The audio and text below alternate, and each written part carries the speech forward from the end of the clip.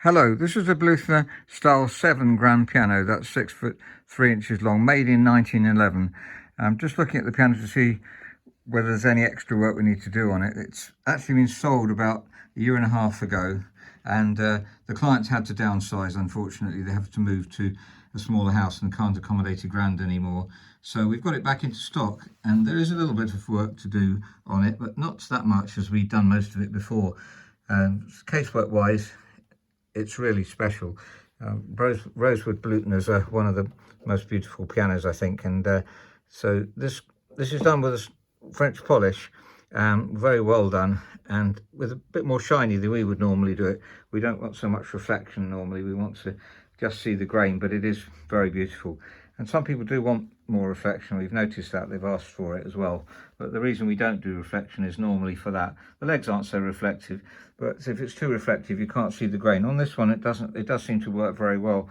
You can see the rosewood, tremendous contrast in colour, and they've done it a very pleasant colour as well.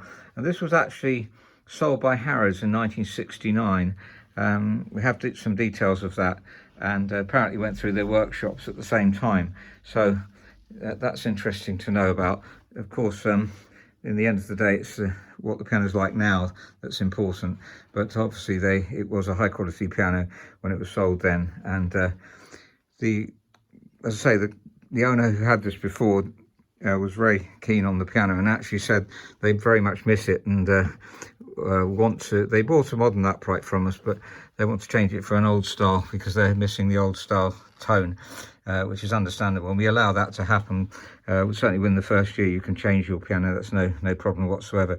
I'm making this video partly because we really do need to shift this piano, just because it could move back into the showroom, but it'd be a good opportunity to sell it really, because although I love this piano, we have to have another Bluthner in which has been repolished. So I think you've seen enough of the outside. I'll just show you the top lid.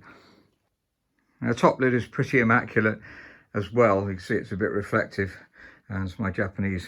When we went to Japan to see pianos in Japan, we visited someone who sold us some Japanese. Sorry, I'm getting distracted now, but you can see the reflection as much as you can see the grain. But that's beautiful, isn't it? I believe so anyway. Look at the contrast in the grain that you get on rosewood, and it's very, very well finished off. That's a typical rosewood pattern on Bluthner grand pianos, so nothing compares with that, I don't believe. Well, by the way, we've got our I open the top lid quite frequently so that it doesn't get a fade line on it, and we've fortunately got our bookcase there, which allows the lid to be open to there, which you can still play the piano.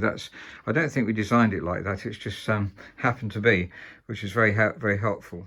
I'm sorry I can't show you the long side of the piano here, but we have another video of this piano when it was previously in, and I believe I've got a picture of the long side. Looking inside, cosmetically is excellent. There has been a string replaced. I think you might be able to see that. Well, when we sold it, we pitch raised it, and occasionally you break strings in pitch raising, but that's all settled in now beautifully. The soundboard has some slight mottling on it, but is in perfect condition in terms of has no cracks, although we have mentioned recently a lot that cracks in soundboard don't really affect the tone, but they do tell you it's dried out. So that's obviously, if you restring the piano, we feel the cracks. Anyway, let's have a look at the tuning pins. No, the piano hadn't been tuned until today when I fine-tuned it. It really is astounding how stable Bluthner grands are. This was A441, hasn't gone down at all, and was extremely in tune, but just the odd unison slightly out. And the tuning pins are very, very tight, so that's very encouraging. They are replaced as restrung. We've mentioned before that this isn't original Bluthner coning. This is typical modern stringing. Nearly everything is like this nowadays, and excellent strings.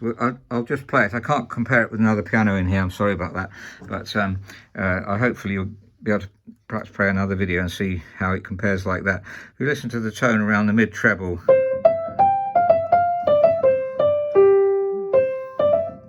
Typically smooth Bluthner tone.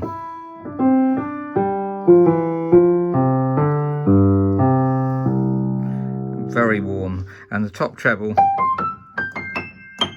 is powerful. That's often something that's lacking in Bluthners. In this case, that's very good. It's to do with the hammers, and we'll listen to the bass.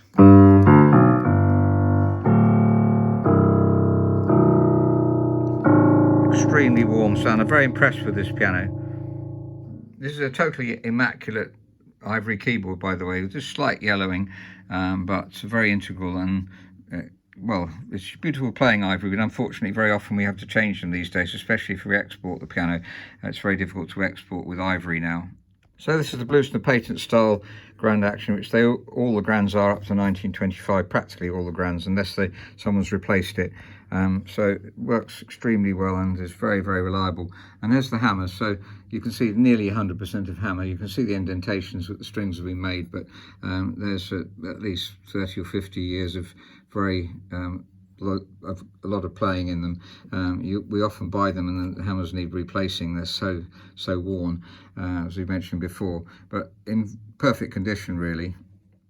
Here's the assessment checklist, which summarises the things that we've been talking about, and you can have a quick, I'll just linger on this a bit in case you'd like to look at it. One thing I noticed that we've got lubricate the balance rail and reweigh. Now this piano was in about a year and a half ago, 2 years ago, and I noticed that we obviously neglected that. We didn't do the worksheet. I noticed that this check sheet wasn't in existence in those days, so hopefully that's helping to make sure we don't forget anything. So it's not desperate, but it's something we certainly could do to reduce the weighting and then even it up afterwards, which we would certainly want to do. So whether that was neglected by us last time, I don't know. Certainly shouldn't have been, obviously, but we're grateful to have the check sheet really now, because that does help us so much. Lubricating the balance rail is the only work that needs doing. A little bit of voicing, which I haven't put down on here. The tuning was nearly perfect. Now, if you'd like to try this piano out, I really need to get space in my house for this other one that's come in that we've sold and is repolished, but the client wants us to keep it for a while, and as it's repolished we don't want to put it on its side, so it's coming into my house. Hopefully we could put this piano back into obviously one of the other showroom areas, but it'll be great to let you try it out for a month. If you like the piano, you can have the piano, obviously. If you want to return it or change it for another piano, that's what you pay for in a month can be deducted off another piano. Just want to mention briefly before I stop talking and you can listen to the piano, is that the touch on Bluthner is very different from normal pianos. The patent action makes it feel different. Very smooth, but also has a different feel. It's a bit more like a keyboard really. I'll try and explain more in a subsequent video, but just to say that it's very pleasant to play, but very different. It can be a shock if you're used to a different piano. So that's something which you need to perhaps know, and certainly if you try it out for a month, you can see what you think. So I'm going to try. It's such an amazing tone, really. I'm really encouraged to have had this piano, and the Bluthner we're getting in is a shorter one, a later one, which is a very good piano too, but nothing like the bass and nothing like the general soft tone of this piano. Well, it is a soft tone piano, but not compared with this.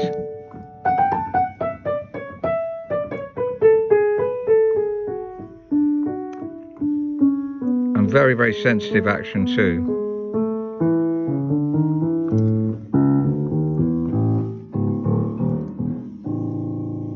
Thank you very much for listening.